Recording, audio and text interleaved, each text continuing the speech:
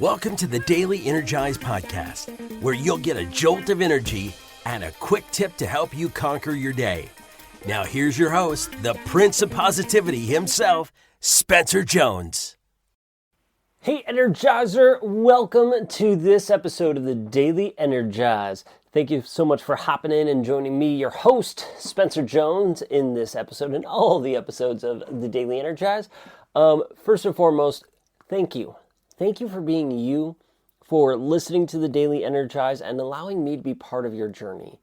I do say this often, but I truly mean it. Thank you. Thank you so much. It is such an honor to be part of your journey and to have you be part of mine. So thank you. I'm so grateful. If you're not part of our Energy Hub community on Facebook already, please join us, right? It's a free group where we share positive posts and memes and support each other, celebrate one another. It's a place on social media where you can go that's judgment-free, that's going to love you for you, and energize your scroll. So if you're interested, hop in and join us. We'd love to have you. Today, well, I've hinted at today's episode a couple times this last week, if you've listened to the past couple episodes, and that is self-doubt. Can show up as a logic. Now, let's talk about self-doubt real quickly. We all doubt ourselves at times. At some point, and probably multiple points in our lives, we have doubted ourselves. We have doubted our ability. We have doubted our skill. We have doubted who we are. And probably many other things. And you know what? It's okay because it's part of this human experience. It's how we learn and grow.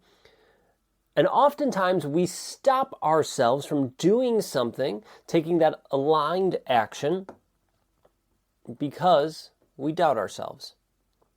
We shrink who we are. Now that maybe we do that, we doubt ourselves because of the conditioning we've had. Conditioning from our parents, conditioning from our friends, conditioning from our partners, from teachers, things that they have told us directly or indirectly, or the things that we took away from what they said, whether that's what they said directly or indirectly, that left an impression on us. And I know for me, not all of, but some of my self-doubt comes from that. Some of my other self-doubt comes from experiences I've had. Not just experiences with other people hearing that, but let's say I'm trying to think of a good example here. Okay, I introduced a piece of choir music to my choirs. I did it hundreds of times. But one of the times I introduced it and trying to get the kids to really enjoy and get ready for a concert. Yeah, they were not a fan of it. I didn't sell it to them as good as I could have.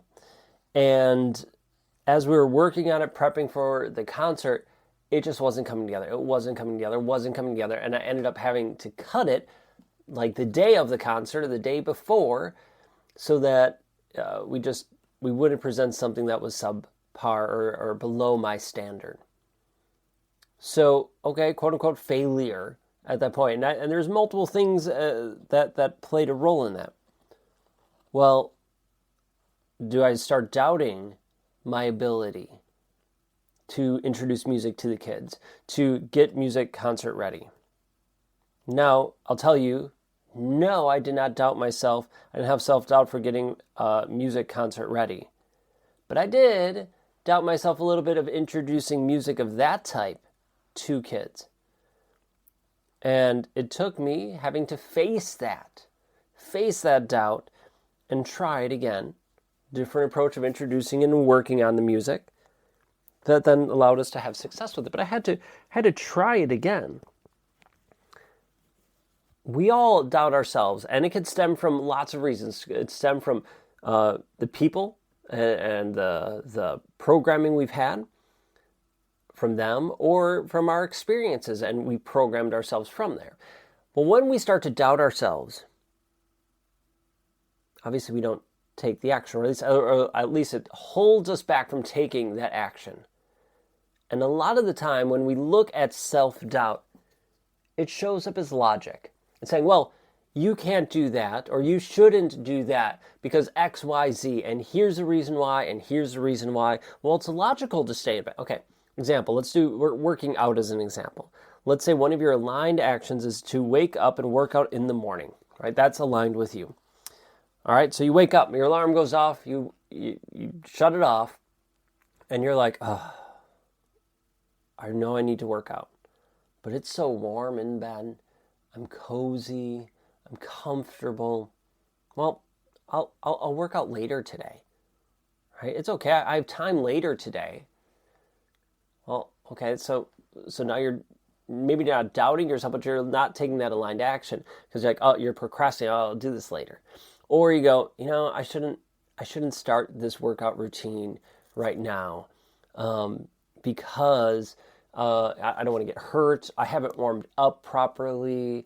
I don't know where to start. I mean, who am I going to see? Or there's lots of things and lots of ways that self-doubt can work out as logic. So it hides itself. So it's logical to not take that action. And we see it as logic. Well, it's a logical choice to do this. It makes sense to do that, as opposed to taking the action that you need to take. And if you boil it down, it's self-doubt. You're doubting yourself. It's just putting on a disguise and calling itself logic. Now, don't get me wrong, logic has its place, and there is logic. There are things that make sense. Yes, this adds up to this. This makes sense for that.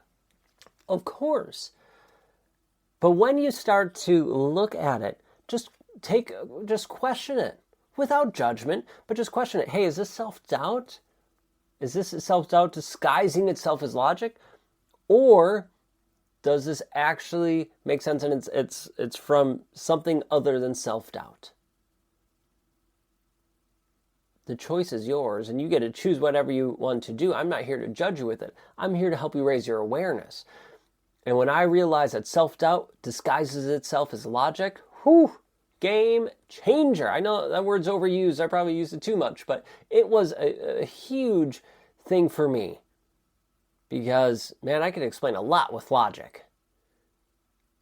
But when I realized a lot of it, not all of it, but a lot of it came from self-doubt, it means I had to take a harder, more honest look at myself. And, swallow that hard pill and then take the action. So I invite you, take an honest look. The things you say are logic. Are they coming from a place of self-doubt? They may be, or they might not be. But either way, it's good to be aware. And then you can take the appropriate action that you need to take. So that's all I have for today. Thank you for being here, for joining me, keep shining bright. And as always, until next time, I will catch you later.